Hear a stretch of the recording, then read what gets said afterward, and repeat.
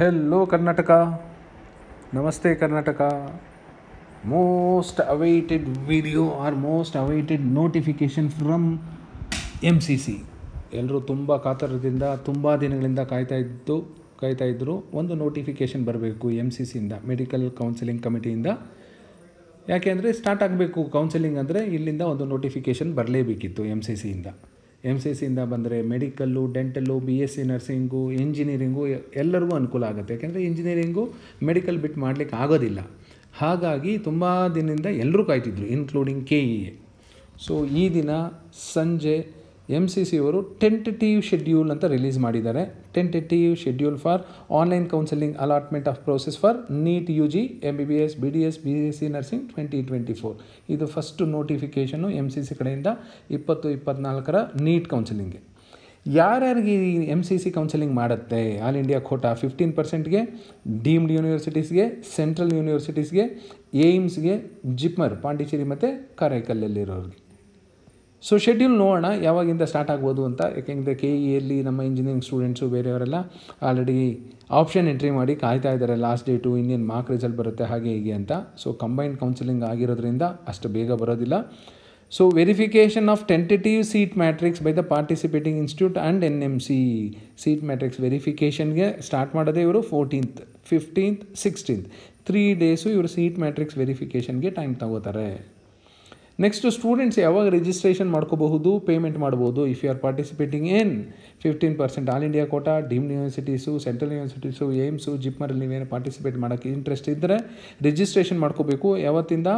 14th ಆಗಸ್ಟಿಂದ 21st ಆಗಸ್ಟ್ವರೆಗೂ time ಕೊಟ್ಟಿದ್ದಾರೆ. 14, 15, 16 totally 8 days time ಕೊಟ್ಟಿದ್ದಾರೆ. ಹಾಗೆ ಪೇಮೆಂಟ್ ಸಹ ಮಾಡಲಿಕ್ಕೆ ಟೈಮ್ ಕೊಟ್ಟಿದ್ದಾರೆ 21 ಆಗಸ್ಟ್ವರೆಗೂ.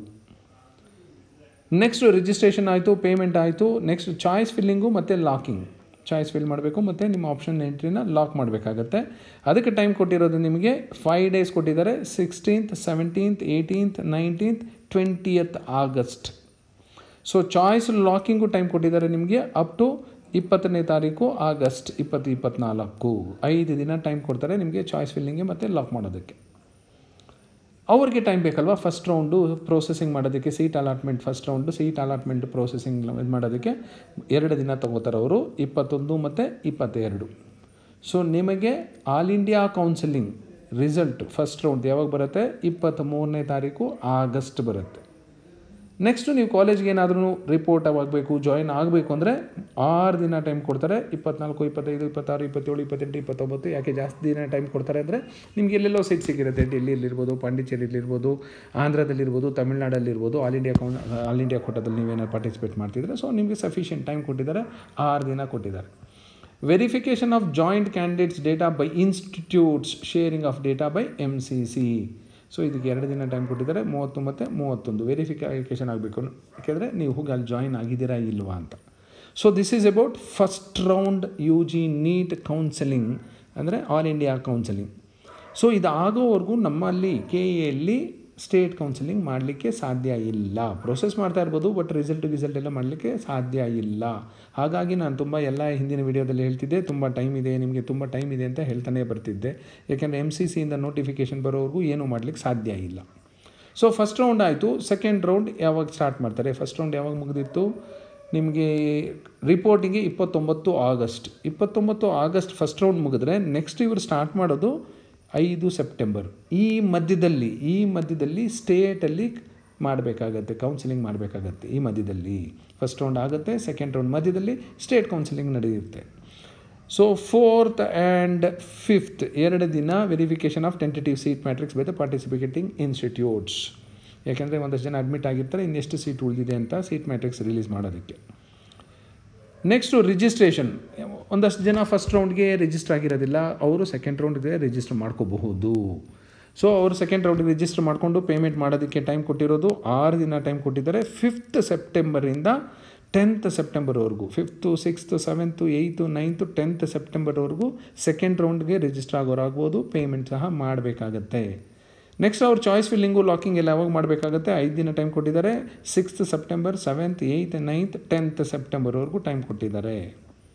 Next processing of the allotment ಅವ್ರಿಗೆ 2 ದಿನ ಟೈಮ್ ತೊಗೋತಾರೆ 11th and 12th September and result 13th September ಬರುತ್ತೆ. ಸೆಕೆಂಡ್ ರೌಂಡ್ದು ಆಲ್ ಇಂಡಿಯಾ ಕೌನ್ಸಿಲಿಂಗ್ದು 13th ಸೆಪ್ಟೆಂಬರ್ ಬರುತ್ತೆ. ನೆಕ್ಸ್ಟ್ ಅವರು ಯಾವಾಗ ರಿಪೋರ್ಟ್ ಮಾಡ್ಕೋಬೇಕು, 7 ದಿನ ಟೈಮ್ ಕೊಟ್ಟಿದ್ದಾರೆ. 14, 15, 16, 17, 18, 19, 20th ಸೆಪ್ಟೆಂಬರ್ಗೂ ಟೈಮ್ ಕೊಟ್ಟಿದ್ದಾರೆ. ಸೊ MCC ಅವರು ವೆರಿಫಿಕೇಷನ್ ಮಾಡಿಕೊಂಡು ಶೇರ್ ಮಾಡ್ತಾರೆ ಡೇಟಾ ಯಾವಾಗ 21 ಮತ್ತು 22ನೇ ತಾರೀಕು. ಫಸ್ಟ್ ರೌಂಡ್ ಆಯಿತು, ಸೆಕೆಂಡ್ ರೌಂಡ್ ಆಯಿತು. ಸೆಕೆಂಡ್ ರೌಂಡ್ ಆದ ಮೇಲೆ ಯಾವತ್ತು ಮುಗಿಯುತ್ತೆ, ಇಲ್ಲಿ 20 ಸೆಪ್ಟೆಂಬರ್ಗೆ ಮುಗಿಯುತ್ತೆ. ಬಟ್ ಇಲ್ಲಿ 26 ಸೆಪ್ಟೆಂಬರ್ಗೆ ಸ್ಟಾರ್ಟ್ ಆಗುತ್ತೆ ನೆಕ್ಸ್ಟ್ ರೌಂಡು. ಇದನ್ನ ಮಾಪಪ್ ರೌಂಡ್ ಅಂತಾದರೂ ಕರೀತಾರೆ, ರೌಂಡ್ 3 ಅಂತಾದರೂ ಕರೀತಾರೆ. Round 3 for all India Kota ಅಂತ ಇವ್ರು ಕರೆದಿದ್ದಾರೆ. ರೌಂಡ್ 3 ಈ ರೌಂಡ್ 3ಗಿಂತ ಮೊದಲು ಕರ್ನಾಟಕದಲ್ಲಿ KE ಅವರು ಸೆಕೆಂಡ್ ರೌಂಡ್ ಕೌನ್ಸಿಲಿಂಗ್ ಮುಗಿಸ್ತಾರೆ, ಎ ನೀಟ್ ವಿತ್ CET. ಸೊ ನೋಡೋಣ ಇವ್ರು ಯಾವಾಗ ಏನೇನು ಮಾಡ್ತಾರೆ ಅಂತ. ಮತ್ತೆ 2 ದಿನ ಟೈಮ್ ತೊಗೋತಾರೆ. Verification of tentative seat matrix for third round 25 ಮತ್ತು 26 ಸೆಪ್ಟೆಂಬರ್. ಈಗ ನಾವು ಇದ್ದೀವಿ, ನೆನಪಿರಲಿ. ಇದು 25 ಸೆಪ್ಟೆಂಬರ್. ಜುಲೈ ಆಗೋಗುತ್ತೆ, ಆಗಸ್ಟ್ ಆಗೋಗುತ್ತೆ, ಸೆಪ್ಟೆಂಬರ್ 25ಕ್ಕೆ ಥರ್ಡ್ ರೌಂಡ್ ಸ್ಟಾರ್ಟ್ ಆಗುತ್ತೆ. ಥರ್ಡ್ ರೌಂಡ್ ಸ್ಟಾರ್ಟ್ ಆಗುತ್ತೆ ಅಂದರೆ ಸ್ಟೇಟಲ್ಲಿ ಸೆಕೆಂಡ್ ರೌಂಡ್ ಮುಗಿದಿರುತ್ತೆ ಅಂತ ಅರ್ಥ. ರಿಜಿಸ್ಟ್ರೇಷನ್ನು ಮತ್ತು ನೀವು ಥರ್ಡ್ ರೌಂಡ್ ಬೇಕಾದರೂ ಮತ್ತೆ ರಿಜಿಸ್ಟರ್ ಆಗ್ಬೋದು. ಫಸ್ಟ್ ರೌಂಡ್ಗೆ ಆಗಬೇಕು ಅಂತಿಲ್ಲ, ಸೆಕೆಂಡ್ ರೌಂಡ್ಗೆ ಆಗಬೇಕಂತಿಲ್ಲ. ಥರ್ಡ್ ರೌಂಡ್ಗೆ ಬೇಕಾದರೆ ನಿಮ್ಗೆ ಇಷ್ಟ ಇದ್ದರೆ ನೀವು ರಿಜಿಸ್ಟರ್ ಆಗಬಹುದು. ಅದಕ್ಕೆ ನಿಮಗೆ 7 ದಿನ ಟೈಮ್ ಕೊಡ್ತಾರೆ. 26 ಸೆಪ್ಟೆಂಬರಿಂದ 2 ಅಕ್ಟೋಬರ್ವರೆಗೂ ಟೈಮ್ ಕೊಡ್ತಾರೆ ರಿಜಿಸ್ಟ್ರೇಷನ್ಗೆ ಮತ್ತು ಪೇಮೆಂಟ್ಗೆ. ಮತ್ತು ನೀವು ಚಾಯ್ಸ್ ಫಿಲ್ಲಿಂಗ್ ಮಾಡೋದಕ್ಕೆ ನಿಮಗೆ 6 ದಿನ ಟೈಮ್ ಕೊಡ್ತಾನೆ. ಚಾಯ್ಸ್ ಫಿಲ್ಲಿಂಗ್ ಮತ್ತು ಲಾಕ್ ಮಾಡೋದಕ್ಕೆ 27 ಸೆಪ್ಟೆಂಬರಿಂದ 2 ಅಕ್ಟೋಬರ್ವರೆಗೂ ಟೈಮ್ ಕೊಟ್ಟಿದ್ದಾರೆ. Processing of seat allotment 2 days ತಗೋತಾರೆ ಅವರು. ರಿಸಲ್ಟು 5th ಅಕ್ಟೋಬರ್ಗೆ ಬರುತ್ತೆ. Third round of all India quota ಕೌನ್ಸಿಲಿಂಗ್ದು 5th ಅಕ್ಟೋಬರ್ ಬರುತ್ತೆ. ರಿಪೋರ್ಟಿಂಗ್ ಆಗೋದಕ್ಕೆ 7 ದಿನ ಟೈಮ್ ಕೊಡ್ತಾರೆ. 6th ಅಕ್ಟೋಬರಿಂದ 12th ಅಕ್ಟೋಬರ್ವರೆಗೂ ಟೈಮ್ ಕೊಡ್ತಾರೆ. October 12th third round students ಯಾರು ಸೀಟ್ ಸಿಕ್ಕಿದರೆ ಅವರು ರಿಪೋರ್ಟ್ ಆಗೋದಕ್ಕೆ. Next verification of joint candidates data by institutes. ಯಾಕೆಂದರೆ ಅವ್ರು ಜಾಯ್ನ್ ಆಗಿದ್ದೀರಾ ಇಲ್ಲ ಅಂತ ರಿಪೋರ್ಟ್ ಆಗಬೇಕಾಗುತ್ತೆ. ಅದಕ್ಕೆ 3 ದಿನ ಟೈಮ್ ಕೊಟ್ಟಿದ್ದಾರೆ. 13th, 14th, 15th October. This is about round 3. Round 3 ಆದಮೇಲೆ last round online stray vacancy round. ಇದು online stray vacancy round for all India quota, deemed university. ಇದೆಲ್ಲ ಯಾವಾಗ ಸ್ಟಾರ್ಟ್ ಮಾಡ್ತಾರೆ, ಆನ್ಲೈನ್ ಸ್ಟ್ರೇ ವೇಕೆನ್ಸಿ ರೌಂಡ್. ಇದು last round. 16th October verification of tentative seat matrix. ಒಂದೇ ದಿನ. Next 5 ದಿನ time ಕೊಡ್ತಾರೆ. Stay ವೇಕೆನ್ಸಿಗೆ ನಿಮಗೆ ಏನಾದರೂ ಇಷ್ಟ ಇದ್ದರೆ ನೀವು ರಿಜಿಸ್ಟರ್ ಮಾಡ್ಕೋಬಹುದು. 5 ದಿನ ಟೈಮ್ ಕೊಡ್ತಾರೆ. 16th ಅಕ್ಟೋಬರಿಂದ 20th ಅಕ್ಟೋಬರ್ವರೆಗೂ. ಚಾಯ್ಸ್ ಫಿಲ್ಲಿಂಗ್ ಆ್ಯಂಡ್ ಲಾಕಿಂಗು ಸಹ 17 ಅಕ್ಟೋಬರಿಂದ 20 ಅಕ್ಟೋಬರ್ವರೆಗೂ ಟೈಮ್ ಕೊಡ್ತಾರೆ, 4 ದಿನ. ಅವ್ರು ಪ್ರೊಸೆಸಿಂಗ್ ಮಾಡೋದಕ್ಕೆ 2 ದಿನ ತಗೋತಾರೆ. 21 ಮತ್ತು 22, 23 ಅಕ್ಟೋಬರ್ಗೆ ರಿಸಲ್ಟ್ ಬರುತ್ತೆ ಸ್ಟ್ರೇ ವೇಕೆನ್ಸಿ ರೌಂಡ್ದು. ನೆಕ್ಸ್ಟ್ ರಿಪೋರ್ಟ್ ಮಾಡ್ಕೊಳ್ಳೋದಕ್ಕೆ 1 ವಾರ ಟೈಮ್ ಕೊಡ್ತಾರೆ. 24 ಅಕ್ಟೋಬರಿಂದ 30 ಅಕ್ಟೋಬರ್. ಅಷ್ಟರಲ್ಲಿ ಮೆಡಿಕಲ್ ಕಾಲೇಜಸ್ಸು ಸಹ ಸ್ಟಾರ್ಟ್ ಆಗಿರುತ್ತೆ. ಸೆಕೆಂಡ್ ರೌಂಡ್ ಮುಗಿಯೋಷ್ಟರಲ್ಲಿ ಸ್ಟಾರ್ಟ್ ಮಾಡ್ಕೊಂಡಿರ್ತಾರೆ. ರೌಂಡ್ 3, ರೌಂಡ್ 4ವರೆಗೂ ಕಾಯೋದೇ ಇಲ್ಲ. ಈವನ್ KE ಅವರು ಅಷ್ಟೇ. So this is about the MCC all India Kota counselling. ಇದು MCC ವೆಬ್ಸೈಟ್ಗೆ ಹೋಗಿ ಡೌನ್ಲೋಡ್ ಮಾಡ್ಕೊಳ್ಳಿ, ನೀಟಾಗಿ ನೋಡ್ಕೊಳ್ಳಿ ಡೇಟ್ಸು. ಸೊ ನೀವು ಅರ್ಥ ಮಾಡ್ಕೋಬೇಕಾಗಿರೋದು, ನೀವು ಆಲ್ ಇಂಡಿಯಾ ಕೌನ್ಸಿಲಿಂಗಲ್ಲಿ ಪಾರ್ಟಿಸಿಪೇಟ್ ಮಾಡಿಲ್ಲ ಅಂದರೆ ಇಲ್ಲಿ all India counselling first round ಆದಮೇಲೆ ನಮ್ಮ KE ಅವರು ನೀಟ್ ಆಗಿರ್ಬೋದು, CET ಆಗಿರ್ಬೋದು ಫಸ್ಟ್ ರೌಂಡ್ ಮಾಡ್ತಾರೆ. ಇದು ಸೆಕೆಂಡ್ ರೌಂಡ್ ಮುಗೀತಾ ಇದ್ದಾಗೆ ಕರ್ನಾಟಕದಲ್ಲಿ ಮತ್ತೆ ಸ್ಟಾರ್ಟ್ ಆಗುತ್ತೆ. ಇಲ್ಲ ಸ್ವಲ್ಪ ಪ್ಯಾರಲಲ್ಲಾಗಿ ಮಾಡ್ತಾರೆ, ಸ್ವಲ್ಪ ಓವರ್ಲ್ಯಾಪ್ ಮಾಡಿದ್ರು ಮಾಡ್ತಾರೆ. ಯಾಕೆಂದರೆ ಟೈಮ್ ಕಡಿಮೆ ಇದೆ. ಯೂಶ್ವಲಿ ಆ ಗ್ಯಾಪಲ್ಲಿ ಮಾಡಬೇಕಾಗಿತ್ತು, ಈಗ ಟೈಮ್ ಕಡಿಮೆ ಅಂದರೆ ಸ್ವಲ್ಪ ಓವರ್ಲ್ಯಾಪ್ ಮಾಡಿಕೊಂಡು ಮಾಡ್ತಾರೆ. ಏಕೆಂದರೆ ಆಲ್ ಇಂಡಿಯಾ ಕೋಟಾದಲ್ಲಿ ಕೌನ್ಸಿಲಿಂಗಲ್ಲಿ ಏನಾದರೂ ಪಾರ್ಟಿಸಿಪೇಟ್ ಮಾಡಿ ಅಡ್ಮಿಟ್ ಆಗಿದ್ದರೆ ಅಂಥ ಸ್ಟೂಡೆಂಟ್ಸ್ಗೆ KEಯಲ್ಲಿ ಸೀಟ್ ಅಲಾಟ್ ಆಗಬಾರ್ದು. ಸೊ ಇದು ನೋಡೋದಕ್ಕೋಸ್ಕರ ಒಂದಷ್ಟು ದಿನ ಟೈಮ್ ತಗೋತಾರೆ. ಇಲ್ಲಿ ರೌಂಡ್ 3 ಮುಗೀತಾ ಇರುತ್ತೆ. ಇಲ್ಲಾಂದರೆ ರೌಂಡ್ 3ಗೆ ಸ್ವಲ್ಪ ಓವರ್ಲ್ಯಾಪ್ ಮಾಡಿಕೊಂಡು ಕರ್ನಾಟಕದಲ್ಲಿ ಸಹ ಮಾಪಪ್ ರೌಂಡ್ ಮಾಡ್ತಾರೆ. ನೆಕ್ಸ್ಟ್ ಸ್ಟ್ರೇ ವೇಕೆನ್ಸಿ ರೌಂಡು ಅದೇ ಥರ ಆಗುತ್ತೆ. ಸೊ ನೀವು ತಲೆ ಕೆಡಿಸ್ಕೊಬೇಡಿ. ಸೊ ಕೌನ್ಸಿಲಿಂಗ್ಗೆ ಸಫಿಷಿಯೆಂಟ್ ಟೈಮ್ ಇದೆ. ಯಾಕೆ ಅಂದರೆ ಇಲ್ಲಿ 14th ಆಗಸ್ಟ್ ಅಂದರೆ ಕರ್ನಾಟಕದಲ್ಲಿ ಸ್ವಲ್ಪ ಪ್ರೋಸೆಸ್ ಸ್ಟಾರ್ಟ್ ಮಾಡಿರ್ತಾರೆ. ಬಟ್ ನಿಮಗೆ ರಿಸಲ್ಟ್ಸ್ ಎಲ್ಲ ಈ 23 ಆಗಸ್ಟ್ಗೆ ಆಲ್ ಇಂಡಿಯಾ ಕೋಟಾದು ಕೌನ್ಸಿಲಿಂಗ್ ರಿಸಲ್ಟ್ ಬರೋದು. ಕರ್ನಾಟಕದಲ್ಲಿ 23 ಆಗಸ್ಟ್ಗೆ ಫಸ್ಟ್ ರೌಂಡ್ ನೀಟ್ ಕೌನ್ಸಿಲಿಂಗ್ದು ರಿಸಲ್ಟ್ ಬರಲಿಕ್ಕೆ ಸಾಧ್ಯ ಇಲ್ಲ. ಇದಾದ ಮೇಲೇ ಕೊಡೋದು. ಹಾಗಾಗಿ ಸಫಿಷಿಯೆಂಟ್ ಟೈಮ್ ಇದೆ. ಒಂದಷ್ಟು ಹೋಮ್ವರ್ಕ್ ಮಾಡ್ಕೊಳ್ಳಿ.